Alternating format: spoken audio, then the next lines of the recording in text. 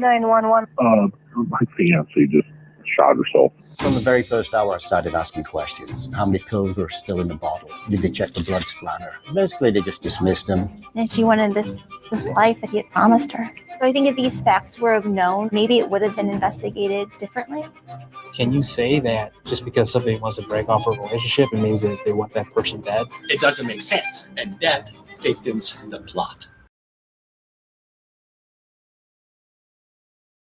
Two mysterious deaths of two different females. One common factor, a firefighter. 3.5 years ago, Grace Holland was found deceased of a gunshot wound. 911, location of your emergency. A 911 call from a house in Creve Coeur in July 2020. My fiance just shot herself. Your fiance just shot herself? Yeah. So, Grace Holland family never really believed that she unalived herself. They actually believed that gentleman had more to do with it. Now, everything I'm going to talk about here today is alleged. This gentleman has not been charged with anything. However, it seems awfully suspicious. Let's go over here to the Facebook page of Grace Holland. Well, this is a group page called Justice for Grace Holland. And in the case with the newest woman who was found dead, Dr. Sarah Sweeney, although it was not of a gunshot wound, they do say that she was detached from her family. So let's go backwards a little bit and let's talk a little bit about Grace Holland. A suicide or something more? Tonight, more than a year after Grace Holland died in Creve Coeur, questions linger over the fatal single gunshot to the head. Whether the 35-year-old took her own life, all depends on who you ask. Her family claims there has been a cover-up, but police say that is simply not so. Tonight, News 4 Investigates peels back the layers of this complex case. 911, location of your emergency. July 22nd, 2020, a 911 call from this house in Creve Coeur. My fiance just shot herself. Your fiance just shot herself? Yeah. The beginning of a nightmare for one local family. Yeah, it's hard to live in a world without her. Laura Holland is Grace Holland's identical twin sister. It's hard. It's hard to see her and her little girls. But what has made it all harder, she says, is what has happened since. I felt like she's not being treated as a victim here. I felt like, our family wasn't being heard at all. The police, Grace's family believes, have not done enough because of what they were initially told and who told them. I'm a captain with the fire district. I feel like that he's being protected because of who he is. From the very first hour, I started asking questions. Grace's father, Graham Holland, has since made it his mission to question the police. I mean, is it bad leadership or is it bad training or is it complacency? Piercing together what happened before and after Grace's death. There's all these little idiosyncrasies and singly they don't mean a lot, but when you start to put them together, it does mean a lot. It's no secret Grace's 4-year relationship with her fiance was very rocky. A captain at a fire department neighboring Creve Coeur, News 4 is not naming him since he is not considered a person of interest or a suspect. We'll call him John Doe and John afterwards. I don't want to be around you tonight. Why not? I don't want to be around you, period. A video reportedly taken by Grace weeks before her death appears to show John wanted out of their relationship. I love you. I hope you have a good day. Okay? Yourself. Okay. You. And dozens of pages of text messages provided to police by John's lawyer also indicate significant trouble in the relationship. Grace often pleading to get married, he wanting to be done all together. In the months leading up to her death, according to the text between them, Grace had been pregnant. One exchange reads, quote, "Please stop telling me to kill myself," to which John replies, "You asked me, and I do not want to marry you, and I do not want this baby." At times, he's encouraged her to seek an abortion. Instead, it appears from their text, Grace may have had a miscarriage. John told police at the scene, quote, "She was depressed. We lost a baby. It's the second miscarriage, and she was very depressed, and I did not want to try another round." He told them she shot herself in the head right in front of him. Could that possibly be a motive? A motive for what? for harming someone? I think it's a stretch to say a motive for wanting to break off a relationship is a motive for murder. We sat down with Creve Coeur Police Chief Jeffrey Hartman. For us to be able to call this a murder, we'd have to have some evidence that it was a murder, and it's just not there. He says he's confident in the investigation that was done, coming to the conclusion it was suicide. The medical examiner also ruling the same.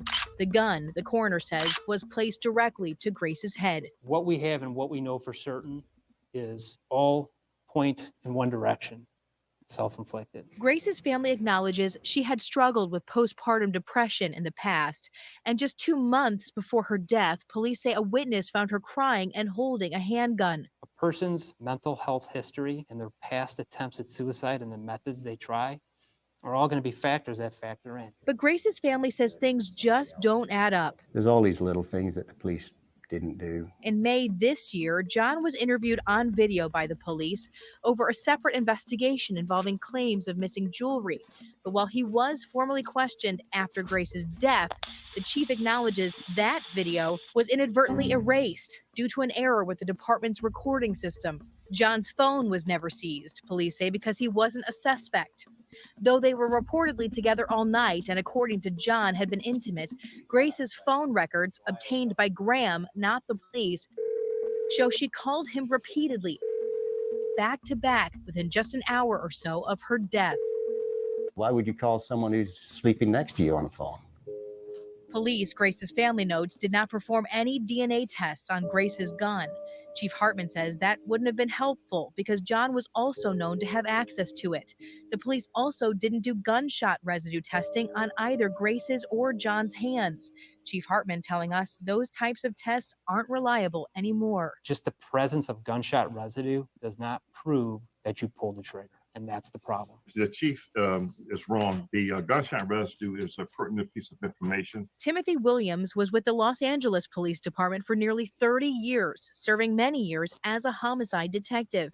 We provided him the police and coroner's reports. 911 location of your emergency. Even the 911 call to review. It's a mortal injury. He questions John's calmness on the call and the couple's past. Based on your review, would you deem this a suicide? No, there's too many questions that I have as an investigator that have not been answered. Grace, who was right-handed, was shot on her left side. The police report saying the gun was found near her right hand, but on the left side of her body. You got more questions than answers. And here's perhaps one of the biggest questions of all. No suicide note was found at the scene. Instead, John told police he found 2 suicide notes in his briefcase the day after Grace's death. Problem is, Grace's family says they look nothing like her handwriting. These are probably 2 different authors. News 4 gave numerous samples of Grace's handwriting provided by her family to handwriting expert Marcel Elfers. The first thing that you notice, it's the writing is entirely different. His analysis, it is likely someone else wrote the suicide notes. Only signatures from the note and from Grace's previous divorce paperwork, he says, have some similarities.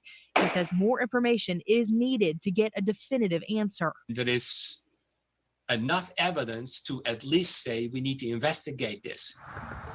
Looking at everything now, you still have no indication that this was a murder. Still none, right? The chief says the case is still open for 2 reasons. They are consulting their own handwriting expert now, and they are awaiting results from the FBI on Grace's phone. Given the family's concerns, would you consider allowing another agency to come in and conduct a top-to-bottom investigation? I'm not opposed to it. I need to have some compelling evidence that there was some major failures in this. And I don't see that. There are some clerical errors in this report for sure, but that doesn't amount to a failure in the investigation. He denies any allegation that his officers would engage in a cover-up or even be too close to a fire captain. I know our investigators. They're going to do the right thing. I wouldn't wish what we've gone through in the past year upon anyone. But Grace's family says they're still not satisfied, continuing to fight for answers. Somebody has to. You know, maybe there's somebody else's daughter out there I can save. Bless their hearts. Because of the family's concerns, in February this year, Creve Coeur Police provided the case file to investigators at the St. Louis County Prosecutor's Office who arrived at the same conclusion, suicide. Now, though, after we called them, the prosecutor's office recently met with Grace's family just in the last few days. A spokesperson saying there is no statute of limitations on homicide, so if anyone has additional information about Grace's death, they should come forward. Also very important to note here, Corey, we reached out to the attorney that represents the fiance, John, in this story. He told us they had no comment. And Lauren, let's go back to that gunshot residue testing. There is some dispute there. Yeah, that's a really interesting point here. The law enforcement community has different views about whether or not it's actually helpful in a case like this. Creve Coeur Police say they have even stopped carrying the kits altogether because they don't think that they are reliable. So I asked St. Louis County Police. They have not used gunshot residue testing in several years. St. Louis City Police confirmed they do use that type of testing in certain cases for both homicides and suicides. And the Missouri Highway Patrol Crime Lab says they perform GSR testing routinely on hundreds of cases per year. They say it is reliable to determine whether a suspect fired a gun. But they also say if someone is in the vicinity of a shooting, the residue would be present, and so it wouldn't be informative in that situation. Of course, the time, though, to do any residue testing in Grace's case is now long gone. There's a lot of unanswered questions here, as you can certainly see, and of course, we are going to stay on top of it. There is a lot of questions, but one thing is for sure, it's a tragedy. Yeah, sure. She did a Absolutely. great report on that. Really great report. No wonder the family's so thankful for all that she did there. What I'm going to show you guys now is from a SoundCloud that was set up by her group. That is the interview with the detective's office. Detective Parker speaking with this gentleman. Hey, Robert. Hey, how's it going? Pretty good. Yeah, are you working yet, or are you still off? I am off, but I'll be starting back next cycle. Okay. What they want us to do is come by and look at your phone. Do you still have a text thread between you and Grace? I do. Okay. I do. What they're asking is that we come by, take a look at that, and take some pictures of it. We've got her phone, but it's a little bit difficult and expensive to download. If it would be all right, we'll come by and snap some pictures of the thread between you and her, and then that's pretty much it. Well, I think it's quite. Yeah, I mean, I think it's quite. I mean, it goes back quite a ways. Mm-hmm. I mean, you know what I'm saying? Yes. I guess. Are you guys looking for something immediate, or? Let me. Where are we driving at? I guess where I'm trying to. I guess where are they driving at with It's going to have to be sort of relevant to, recent events. So, like what are arguing about having a baby or not having a baby? That would be, certainly relevant. I mean, to show her mindset and what was, what was going on in her mind. Pretty much. Yeah. Well, I mean, she didn't. I can tell you, she didn't. Threaten. Well, I don't know. I mean, if you went back far enough, I mean, there was times where she would, say things like, "Hey, I'm going to go be with our baby," and right. That's that's the kind of stuff that shows that. But you'd have to go back. Jesus, you'd have to go back. Quite a bit. Yeah. And we can. I don't know. How many. I guess it's what. Is the family pushing on this, or is this relative? It's everything. It is part of that. It's part of us just wanting to document this or that, and it's again, it also can protect you. If there's that, I'm going to go be with my baby type language. That obviously is in and of itself is, to be honest, it's suicidal. So. Well. Yeah, that's the type of thing that would show that this is something that she did all on her own, and of course the family has different views and is angry and whatever, so. Well, I mean, are they thinking that like I shot her? I mean, 'cause Well, obviously I didn't. No, I mean, at what are they trying to? at this point, no, but, that was something that came up initially. Right. And I that's mean, why we want to do a very thorough job. And, again, it's to preserve the truth, and it's protection for, I mean, I can't see your phone, so I don't know what's on it. I mean, Yeah, but I mean, it's not. I mean, it's us arguing. Yeah. I mean, And obviously, every couple back and does. forth about, right. arguing about, getting married, Mhm. argued about moving in together or not moving in together. Like Right. I said, I've been pretty open about this. I was Mhm. 1 foot in and 1 foot out of this relationship, Yep. so it's a lot of arguing back and forth about that kind of stuff. Mhm. Clearly. Yeah. I mean, I guess I just. Yeah. I mean, yeah, I mean, I can coordinate a time to kind of do it. I guess I'm just trying to figure out how far, back. I guess I'm just a little Mhm. caught off guard because I'm just kind of like, Well, I understand that, because I'm sure there's wrote going to be some suicide things on notes there and, that well, Would- I get that too. I'm just kind of curious what the family Mhm. is driving at with this point. Well, of like, they're what. they're a difficult family. I mean, that's, I think, and where this may end up, I'm not sure that they're going to be satisfied with, the idea that it is, who knows?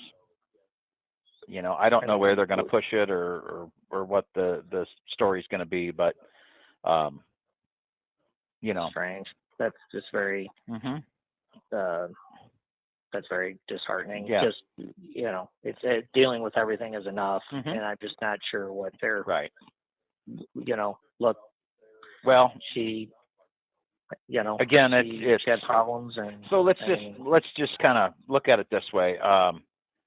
Would you be available sometime today for me to look at that phone? I could. Or do you want to call somebody and call me back? Yeah, I mean, Okay. or I mean, I'm not trying to. Here's the thing: I'm not trying to make it complicated Mhm. by any means. I'm Right. not trying to slow the process down Mhm. or anything like that. And I know that other than us arguing on, Mhm. the phone, Mhm. and there's nothing Right. on there other than us arguing on the phone. Let me ask you a few questions. So, how far does it go back? Does this go back a whole year, you think? It goes back quite a ways. I Okay.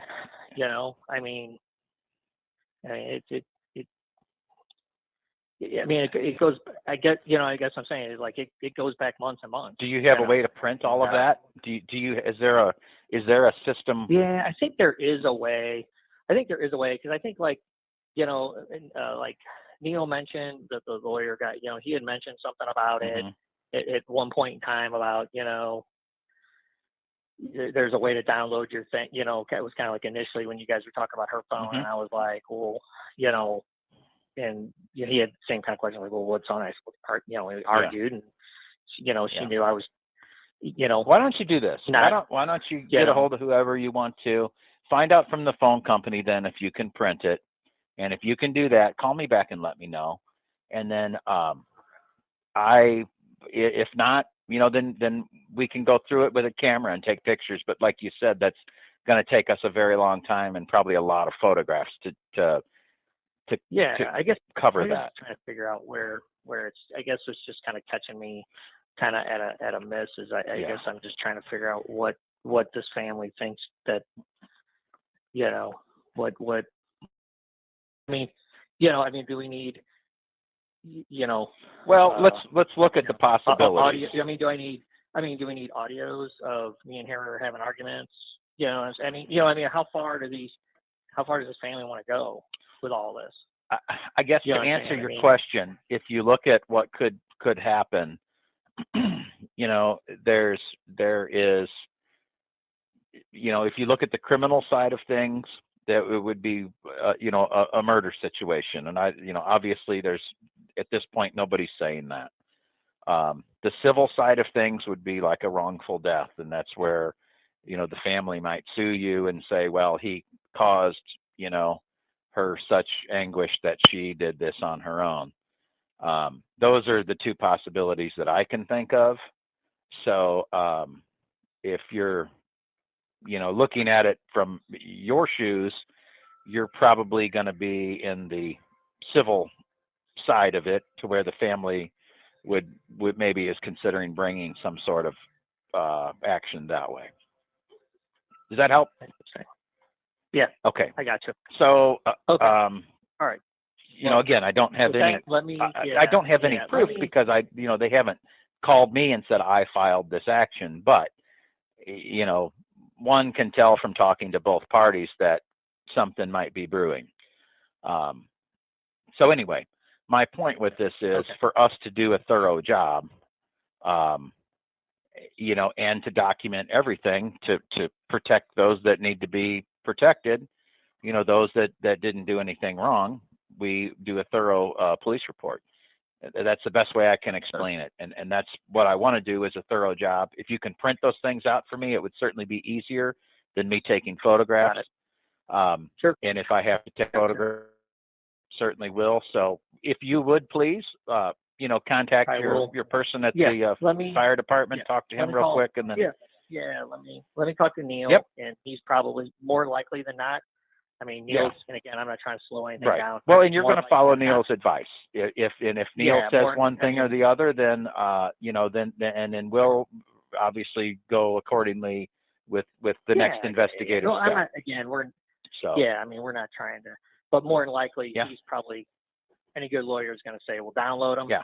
They'll figure out how to download them. He's going to want to look at them first, because any good lawyer is going to say, well, let me look at them before we. And you always follow his advice, you know, because he's there. He's there for you. So get back with me, would you please? I am off for 5 days after this, but try to get, if you can get back with me today and just kind of let me know, like, what direction it's going to go. And then if it's, you know, if, like I said, I'll be off and doing other stuff for the next 5 days, but you know, that'll be hit or miss if you call me. I don't know. And and then, you know, when I get back, we'll you know, I'll either collect those printouts from you, or I'll take the pictures, or whatever. Okay. Sounds good. All right. Thank you. For the call. All right. Thanks. All right. Bye.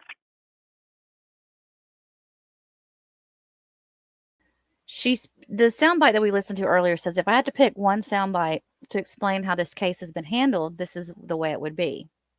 They were very courteous to him, but let's go back, and now I'm going to read this article. We're going to flip over here, and I want to read this article to you guys. A 39-year-old woman was found dead in Front Neck Saturday in what investigators have called a sudden death. Sarah Kathleen Sweeney was a local doctor. She was found inside a home belonging to a firefighter, a man who has connections to another story that First Alert 4 Investigates dug into 2 years ago. In 2021, First Alert 4 Investigates exposed questions about Grace Holland's death. She died from a single gunshot wound to the head. The police had ruled her death a suicide. I can't say that word. Crevecore? I'm not going to butcher it, so I'm just going to skip it. But Grace's family was and still is concerned by how the investigation was handled. In part, they say, because Grace's fiance is a captain in a neighboring fire department. Now, Saturday, another death inside the same person's home, this time on Conway and Front Neck. I guess he had moved. Police told First Alert 4 Investigates that they were called at around 6:45 a.m. and found a 39-year-old female deceased inside. They've classified it as a sudden death only. According to officials, there were no obvious signs of injury or struggle. The medical examiner's office said they will need toxicology report results and other investigative tools to determine the cause of death. So there's no physical, not yet anyway, right? Let's see. Grace's family learned about it shortly afterward, raising many more questions. An attorney for Grace Holland's family sent First 4 Alert a statement saying, "We are saddened to learn of another death, especially of such a young person. We hope that the Front Neck police do what the Crevecore police and the county medical examiner didn't do in the past and fully investigate this tragedy." It is disconcerting that the police have kind of stated that the family seems a little bit unhinged in a sense. over what's going on. Now, you do have a family that's dealing with grief. They've had a major loss. So, shame on that detective for saying that. However, I do believe sometimes, and we have to remember that when police are, especially detectives, when they're talking to suspects, they're very cautious in how they handle them. And many of times they will lean towards befriending them in order to get information out of them. Now, that could have been where this guy was coming from, but the family posted this recording to state that, look, this is how they've handled the situation. It's they're very cordial towards him, and pretty much saying there's not going to be any murder charges, but be cautious because the family's unhinged. They may do a civil suit against you. The next recording we're going to listen to is the recording after Grace's death. This is her father calling into a detective manager. Regardless, it seems like it was very shortly after her death. So we'll listen to this. Hello? Hi, Mr. Holland. Doug Maniger here with Creve Corps, sir, returning your call. Yeah, I had some questions. Yeah, go ahead, sir. My daughter's cell phone, where is it? We have that here at the police station. And typically what we do with those in this situations is we do a forensic analysis of it. So we want to see if there's maybe any information on the phone that, maybe led to her state of mind or something like that, if that makes sense. So, Do you have Robert's phone? we are. As I said, she is a victim of domestic abuse, and this should be investigated that way. Okay. Is that how you're investigating this? Well, we're talking to Mr. It's kind of an ongoing investigation at this time. I have another problem too. It seems that your police officers seem to know his family, and I think there's a question of impropriety involved here. Okay. And what I would like, I'm going to call you a lieutenant tomorrow. I'm not making any accusations to you guys, but I'm just trying to make everything clear and above board here. Understand. Independent inquiry in the death of my daughter. Sure. Is the house still close to the crime scene? No, at this point it's been released back to the family. So we did our processing this morning, and we didn't have any indication or reason to believe we needed to maintain anything else out there. But you're welcome to speak to our lieutenant, sir, if you have some concerns. Right? I shall. Yeah. I want an independent inquiry above and beyond you guys. As I said, you guys know him. So that could be indicative of sloppy or whatever. I don't know. Sure. You know what I mean? You get complacent. You think things are the way they look. Yeah. So my daughter's personal effects. How do I retrieve them from the house? So that's something that I guess you would have to coordinate specifically with Mr. about, since it is. I would need a police officer. Yeah. Present because you have a history of violence. Yeah, we're welcome. A lot of guns in the house. Yeah, we're welcome to do that. Do you still have the guns in the house? So again, at this point, we don't have any reason to believe that we needed to seize those. So I said that he's been abusive to my daughter, physically and mentally. So I'm telling you this now. So I'm giving you the opportunity that you know this information.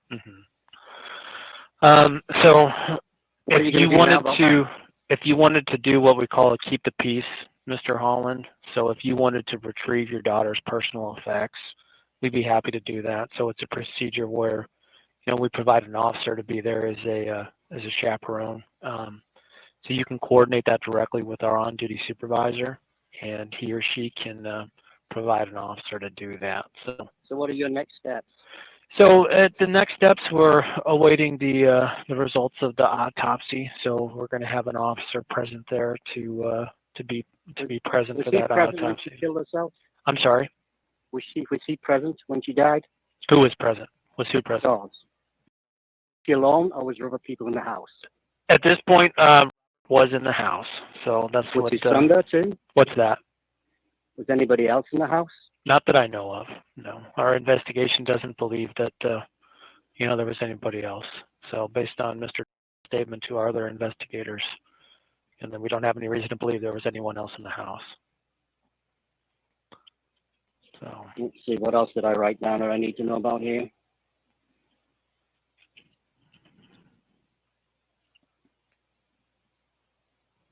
Firstly, I'm concerned about the history of violence. I want this investigated as a domestic violence crime. Are you going to do that? that's something that, if you have some concerns with our Were you supervisor. aware about this when You you know, came to my house? I wasn't aware, from Did what Mr. Doss mention any of that? I didn't speak to Mr. So the first I was learning of it, what was explained to me by your wife is, we were making notifications. So Do you know the family at all? I'm not familiar with The other officer? I understand he's a first responder. He's a firefighter with the Maryland Heights. That's correct. Right. So being in Creve Corps, I haven't had any personal contact with him, so I'm not There were familiar. some things one of the other officers said that led us to believe that he knows the family. That knows the family, or one more time. No, that the other officer that came to visit with you today. That we don't have any connections to him, Mr. Holland. So, I don't. The other officer, Detective Mueller, I don't know of any connections that he has to the family. So, I understand your concerns. And if you feel that you want additional action to take place, I do. yeah, you're welcome to make that concerns known to our I mean, lieutenant. it doesn't reflect personally on you, but Sure. this is Yes, sir. there are certain things that you were not aware of, and Right. that you are aware of, Right. and I want you to take action Okay. as you have been informed of those things. Yeah. Does that make sense? That makes sense. Totally a reasonable request, Mr. Holland. So. I mean, 2 and 2 doesn't always make 4. Yes, sir. So, make that phone call to our lieutenant. He will be in the office tomorrow, and then. His name is? I'm sorry. What's his name? It's Francis. His last name's Francis. Right. Like I say, no reflection on you professionally. I Yes, just sir. want some justice here and some closure for my daughter. Understood, sir. So. You would if you was in a similar situation. I think I would as well. So feel free to give me a call if you need anything else, and hopefully we can answer some questions for you, and you can pose your specific concerns tomorrow. So. Will do. Thank you. Thanks, Mr. Holland. Let me read to you guys what Grace Holland's, the first woman, Grace Holland, what her twin sister said on Facebook. My twin sister, Grace Holland, was found shot in the head in Creve Coeur, Missouri. She was shot in the left frontal lobe from above. She was right-handed. Below is the rundown of issues with the case. An open letter to Creve Coeur Police Department. And she let them know all these little different things that she sent in. My identical twin was a police wife. She had this profound respect for law enforcement, had been a police explorer as a teen, and held a degree in criminal justice. She supported gun and hoses, stair climbs, and was an active member of the community. On the morning of July 22nd, 2020, I woke up to a Facebook message. Is it true your sister is dead? The SR officer of my niece's school had texted the principal, who then texted the teachers. That is how I found out my twin Grace was gone. Creve Coeur police have failed us at every level since Grace's death, and the failure to collect evidence means we will likely never get answers. For example, and now she's going to list 20 different examples here. When they bring up this gentleman's name, I'm going to refer to him as John Doe or John, okay? Because again, this is all alleged. He has not been charged with anything as of today, which is January the 17th, 2024. They failed to correctly identify any entry versus exit wound, which also means these wounds did not correlate with the position of the body. They misinformed the medical examiner's office as to the location and position of John Doe at the moment of her death. He was, by his own admission, standing next to her. They failed to call crimes against persons. They failed to remove friends of John Doe from the police investigation. They closed the crime scene before reaching out to our family. They failed to investigate her stolen property and lied about not investigating it. They allowed John Doe to be present when picking up her property despite saying otherwise to the family. Yeah, they did say that they wouldn't do that, didn't they, in that recording? They failed to collect and bag evidence properly, such as bagging her hands, testing John Doe's hands for residue, and collecting his clothing. They failed to address the large pool of blood on the right side of her head and identify the cause of that injury. They failed to address the bruises on her body shown in the autopsy photographs. They managed to lose multiple video recordings. Personal police cell phones were used and not recorded. One officer refused to supply his phone records as part of a Sunshine Law request. They failed to collect John Doe's phones, stating he needed them for work. I was told by a Creve Coeur police detective that if I wanted answers, I needed to hire a lawyer. They extended professional courtesy to John Doe well beyond what any other citizen would be given. They failed to verify her handwriting in a suicide note written with language outside her recursive writing patterns. They failed to question John Doe at the time and have yet to question him 14 months later. They failed to contact her therapist. Creve Coeur detectives took almost 2 hours to arrive at the crime scene. In light of these failings, our family was forced to hire a private investigator for an unbiased review of the case. Here are the facts we know about John Doe of the fire department, my sister Grace, and their relationship. John Doe was in arm's reach of her when she died, and he made no attempt to revive her despite being a trained first responder. He calmly identified himself to 911 as the fire captain. He immediately, prior to submitting his written statement, lawyered up using the attorney of the fire department or the fire district. This attorney called my parents 2 days later in response to my father's phone call with the fire chief and never disclosed he was representing John Doe. John Doe was having multiple affairs with men and women by his own statements given to the police. John Doe never reached out to any family member to ask or to be a part of her burial. He simply cut ties with his 4 future stepdaughters, our family, and hired an attorney. Prior to her death, Grace had contacted the fire department's medical officer out of concern for John's behavior because he was blowing up at home. The video she sent me prior to her death is quite compelling, and I would be happy to share it. Grace sought counseling. We're playing it here in a minute. Grace sought counseling for her and John in the weeks leading up to her death. Grace was covered in bruises and sent me videos demonstrating the escalation. Grace was covered in bruises and sent me videos demonstrating the escalation in his behavior. One video in particular is mentioned in the redacted text messages.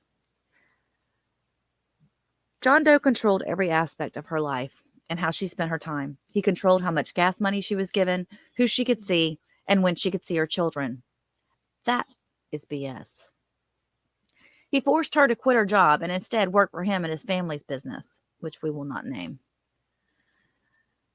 John Doe had his staff pay him for her work. Furthermore, she was never added to their payroll, and instead they paid him directly and under the table. Here are my final thoughts. How many adult friends of hers showed up at her funeral? 0. She was no longer allowed to have friendships. Members of the Creve Coeur Fire Department were directed not to contact the family. Her best friend severed ties with her after having dinner with John. Examples of domestic abuse are provided in the text messages from John Doe, even after extensive screening by his attorneys. The video Grace sent to me and the numerous post-mortem injuries detailed in the autopsy report. Oof, that's got to be very telling. We're asking for help to shine some light on my sister's case. We have a private investigator and an attorney. That's another picture of Grace right there.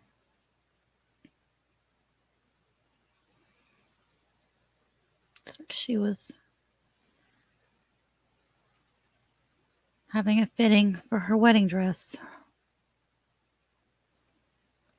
This was her daughter's going to visit her on Mother's Day.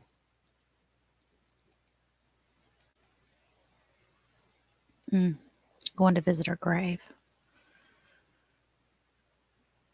Okay, so these are some allegations that are being shared online. And I don't know how solid the source is. So just, this is what's out there, okay? But it does seem like these people have talked to the family. So Grace Holland was a petite woman with deep brown eyes, a huge glittering smile, and a perky demeanor. When she first met the alleged person, she had 4 daughters from a previous marriage, and she was impressed by the Porsche driving Maryland Heights fire captain. Of course, he had a sports car. Of course, he did.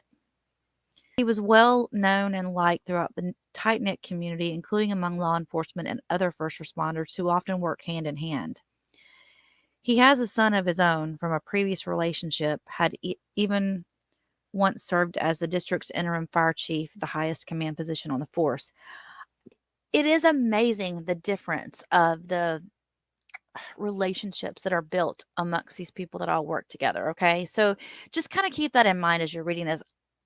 I don't know anything about the Maryland Heights Fire District.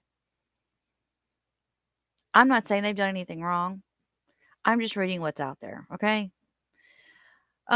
According to its official website, the alleged person comes from a family of first responders with his position as captain previously held by his own father. His family also owns a company, a local company that makes memorials for the police and fire departments, which his father launched in his spare time. So that right there there's some networking going on outside of business. Okay. As recently as September, the alleged person was heralded on social media for participating in events like the 9/11 Memorial Stair Climb.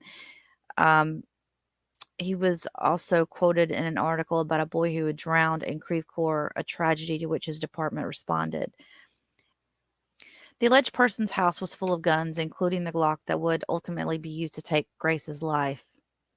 Around 5:10 a.m. on July 22nd, 2020, the alleged person called 911 and calmly identified himself as a fire captain, and he told dispatch that she had shot herself in the head in front of him.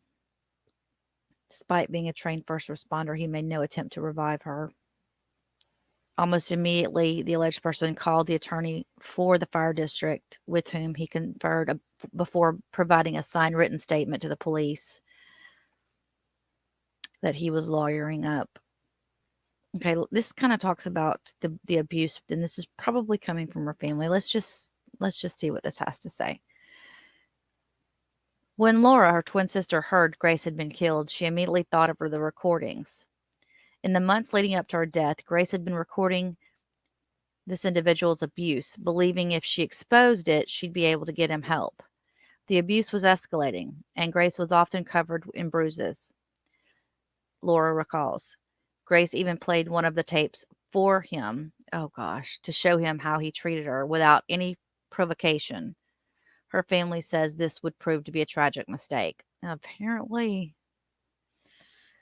Grace told her family that she had even contacted the fire chief medical officer out of concern for his behavior, because he was blowing up at home.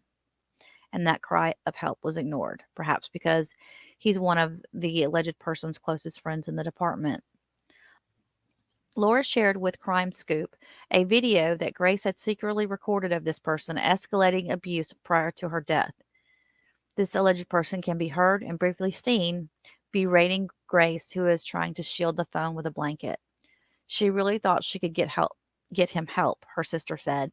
She thought she could fix him. Grace had even sought counseling for her and this person in the weeks leading up to her death. Now remember, she was engaged to him. Okay, I'm going to show the video that was recorded on her cell phone.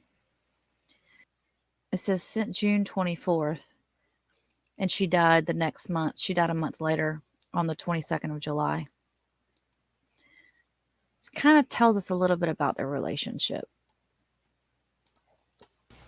Now, do I have a plan on you being here again tonight? No. Oh, but you said that last night. Then I'll make other arrangements. What do you mean? Well, I won't be here then. Why not? Because I don't want to be around you tonight. Why not? I don't want to be around you, period. But if this is going to be some sort of forced fucking marriage, that doesn't mean I can strive to spend as little time with you as possible and take every little advantage to stay the fucking arm's length from you. Every little night I have to squeak an extra hour at Liberty, traffic, flat tire, wherever the fuck I can do to just extend my life away from you is going to be my priority. I love you. I hope you have a good day, There won't okay? be any trips. Okay. I don't want to travel with you. I Okay. don't want to I see the love world you. with you. I love don't you. do anything with I you. love you. I hope you have a good day. Okay? Fuck yourself. Okay. Fuck you. I hope you get in a better mood. No, this is the mood I'm Okay. going to be in. Nope, you're just trying to be mean to me and I'm not going to take it. Okay. I love you. Have a good day. You fucking cunt mother. Fuck out of my house. Love you. Have a good day. Then we will be selling conway. Just so you know. So I would work on something, whether it's keeping the kids in Irondale or whatever it is you need to do. So you know. That was strange. That was really strange. And it makes her seem manipulative, I think. But we don't know what led up to that.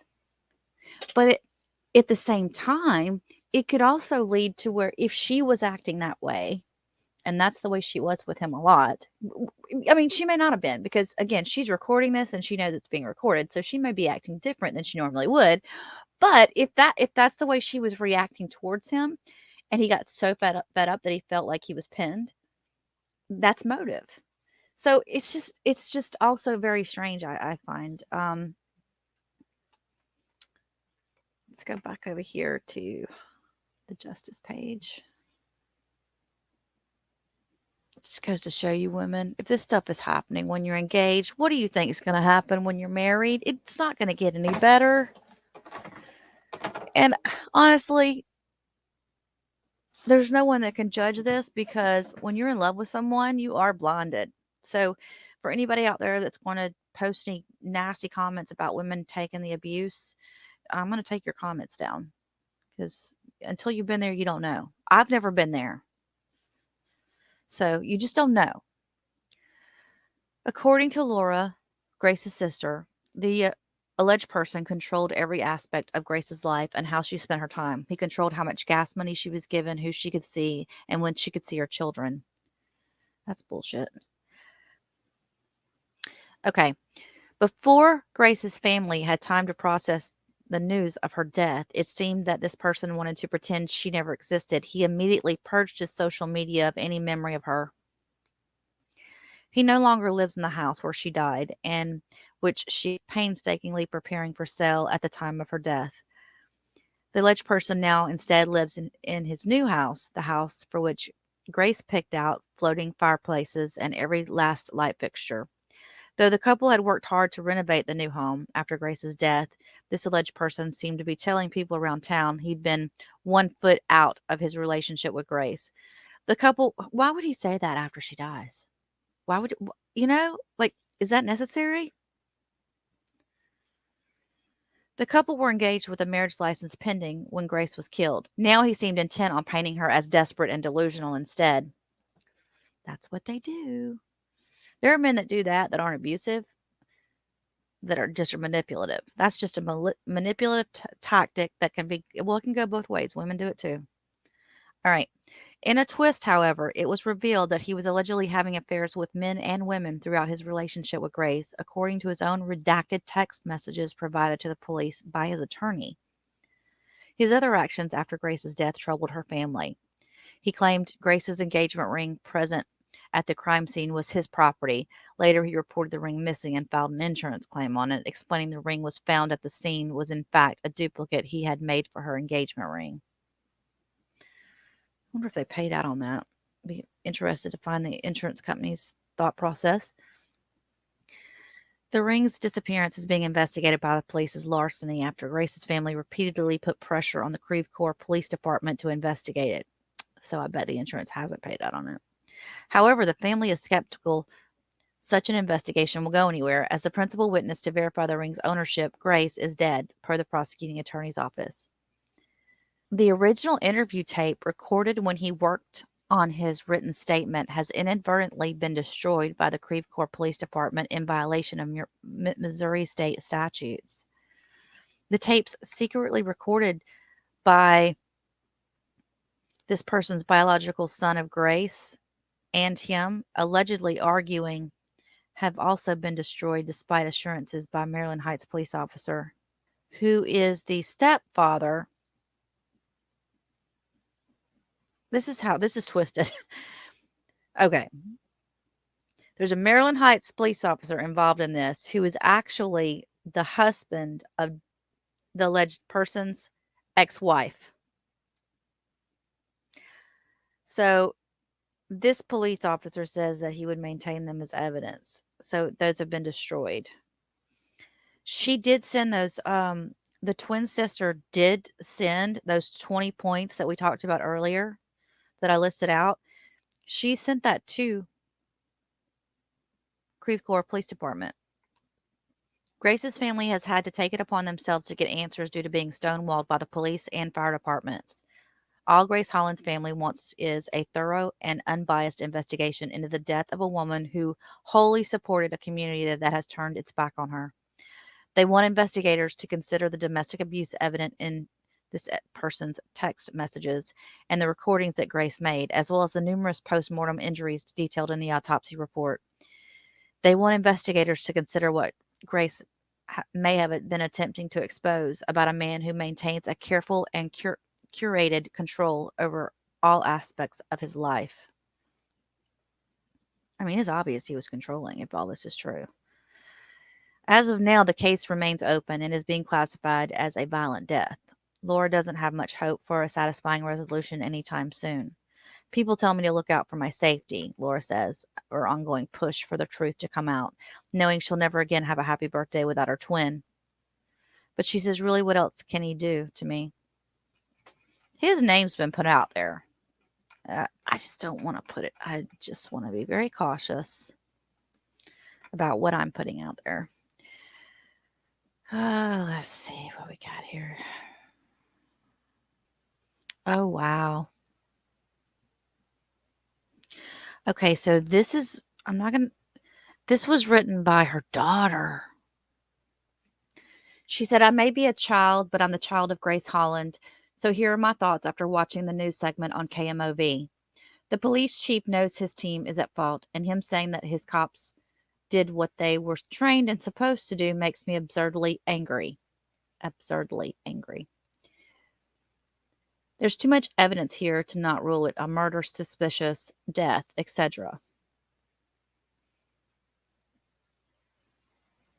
For an example, how the proper evidence wasn't collected, no gunpowder residue check, how this person wasn't said to be an immediate suspect, even though he was the only person found at the scene of the crime, and previous threats that were made to Grace were through phone text and videos taken were immediately discouraged by the police. That is fishy. The Creve Coeur police chief said that they had no personal connections with this alleged individual. Yet even I know that's a lie. On many occasions, I met these police officers from work functions like the 911 stair climb. Me, my siblings, and my mom all attended these events, and we were introduced to the certain police officers. The meetings were meeting those officers at funerals or the open house at the fire department. To meeting those police officers at funerals or open houses at the fire department. And lastly, how my mom's mental health is the reason that they concluded her death was suicide, and yet won't look at the texts that blatantly show how manipulative he was, or the abuse that not only my mom's friends saw, but what her children saw. How this case was handled with such little attention and carelessness makes me extremely mad, not only with the amount of holes and questions that leave me and my family wondering, but how my family still hasn't gotten any type of peace from her death. I'm not here just for my mom. My family does want answers and resolution, but I'm here for the women in the future and in the past who've been disregarded and brought down by the police. I'm here for the people who've been abused and have not gotten an answer. Domestic abuse is so common today that nobody bats an eye when it's brought up. But I want change for these people. These people deserve change in their life. They need to know that they have the power to leave their partner, and that they don't. And if they don't, then they might end up like my mom. So if you are reading this and are in the same situation my mom once was, please know that there are people out there who will help, who will make change sooner or later, and that it isn't too late to leave your abusive partner. So please share and let others know this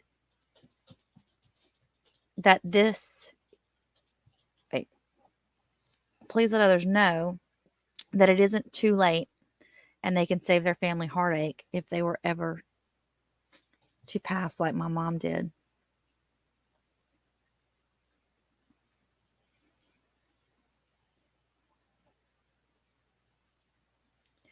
It is weird what they said about the cell phone calls to his phone 6 times in a row. If he was supposed to be right there next to her, what was that about? That was her last sign of life that they could find digitally. So why isn't that in his statements? One of her Facebook posts here say that so people have asked why we've been deemed a difficult family, probably the same reason that Grace is being deemed crazy. We are proud to be a difficult family. If this is what difficult is, I gave them 15 months to investigate. I told them I was going public prior to speaking out, so here it is. From day one, we have asked for crimes against persons, an independent investigation, and unbiased treatment. Grace's twin sister, father, both spoke at a city council meeting in September of 2021. I'm sure you all remember the recent case of Gabby Petito, a young woman who became a victim of domestic violence. I think this case in many ways mirrors my daughter's Grace's case. For the last 14 months, my family and I have been working towards getting the Creve Coeur Police Department to investigate the death of my daughter Grace. The police inquiry was, to my mind, completed by noon the same day. No difficult questions were asked, nor will any ever be asked by the Creve Coeur Police Department. My desperate pleadings to the detectives fell on deaf ears. I knew by the second day that they intended to do nothing. If it were not for the Missouri Sunshine Law, I would have learned nothing. What I have found, I have shared with them all. To no avail. I have resolved to find an answer to the death of my daughter. In the last 14 months, I have learned a lot, both about crime and the people who are tasked to solve it. I have obtained police phone calls, crime scene photographs, autopsy reports. I've questioned everything. The Creve Coeur Police Department has done very little. They want me to go away, but I'm here to stay. I'd like to use the last of my 3 minutes in a moment of silence in memory of the accused women of the world who are now forever silent. That's so sad. Now, what's really disheartening is her sister got up and she also spoke. And she basically went through the same statements that I read earlier, the things that she said on her Facebook. And at the end of it, this is what was said. For me, and I'm sure Grace's cell phone would be very telling. All my family is asking for is answers. We waited 14 long months for answers, and we're asking for a fair investigation. And we believe at this time that Creve Coeur is not able to give us a fair investigation. Thank you for your time. Thank you. Laura, may I submit your written comments for the record? Okay, I have a copy of them. Okay, thank you. Are there any other members of the public that would like to speak tonight? Is there anyone online?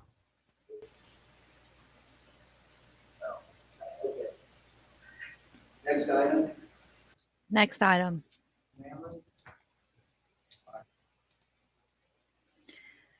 So that leads us to where we are today. And that is the case of Dr. Sarah Sweeney, a 39-year-old woman who was found dead in the home of the same individual. And they're calling it a sudden death. KMOV out of St. Louis, the same news station, did another report just a few days ago, right after the death of Sarah Sweeney. So let's watch it real quick. New at 10 and only on 4. There are big questions tonight about the death of a 39-year-old woman in Frontenac. She was found this morning in a home of a man who has connections to another story that First Alert 4 Investigates dug into 2 years ago. Joining us now with new information is Chief Investigative Reporter Lauren Traeger. We have learned tonight that the woman who passed this morning is a local doctor named Sarah Sweeney. We've been working all day to gather information about her death, especially in light of another woman's tragic passing 3.5 years ago.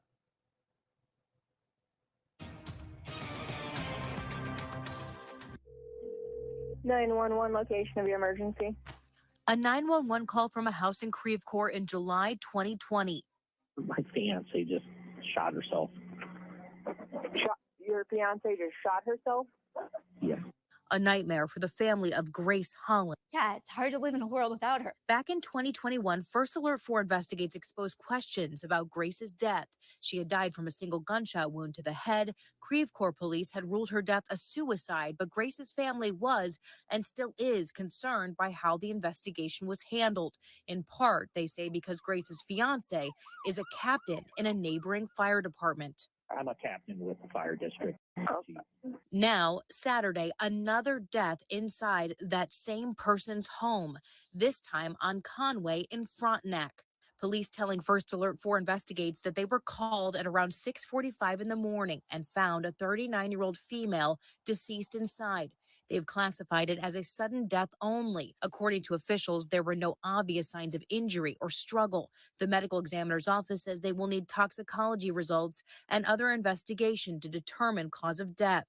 Grace's family learned about it shortly afterwards, raising many more questions for them. An attorney for Grace Holland's family sending First Alert 4 a statement saying, quote, "We are saddened to learn of another death, especially of such a young person. We hope that the Frontenac police do what the Creve Coeur police and the county medical examiner didn't do in the past and fully investigate this tragedy." Sweeney was identified today by police. She worked in podiatry in town. I spoke with some of her family members who say they were not aware of any life-threatening medical condition or any immediate reason for her sudden death. But they also say they had not spoken to her in 2 years, even though they say they had tried to raise their concerns about Grace's death. One of their last text messages to Sarah, they say, was to tell her to get away from that firefighter. We have attempted to reach him and an attorney who previously represented him, and we have not yet heard back. A lot of moving parts here, and we will certainly. Now, as expected, it is very early in the investigation, if there is one ongoing, and I'm sure there is. But so we know very little about Sarah Sweeney's death at this point. We just know that there were no physical signs of abuse yet. We'll find more when they do the toxicology report and the medical examiner does their report. Now, how long does that usually take you guys for it to come out? If it goes into a criminal thing, it might not come out right away, right? We'll have to see. I do think that we've not heard the last of this story. I think this is all too coincidental. And I think there is going to be an investigation, at least on the Sweeney side. So I plan to stay on top of it. I don't know if Grace's family will ever get justice, but they actually might end up seeing some type of justice through Sarah Sweeney's death. Because I do foresee something going on there. Let's just hope, right? If something comes up, I will keep you guys notified. When the toxicology report comes out, I will come on and we'll talk a little bit about it. And I'll keep you guys notified as to what happens in this case. I'm going to leave this here with this final word. If you guys know of anything that could help with this case, please contact the St. Louis County's Conviction and Incident Review Unit at CRIU@stlouisco.com or call 314-615-2600 with any information that you have. Please pray for all the victims and their families. On the screen is the phone number for the National Domestic Violence Hotline. You can also go to their website. If you know someone or you yourself need help, please reach out. Sometimes just doing one or two things like that can make a huge difference in your life. Take care, everyone. Have a blessed evening, and I will talk to you soon.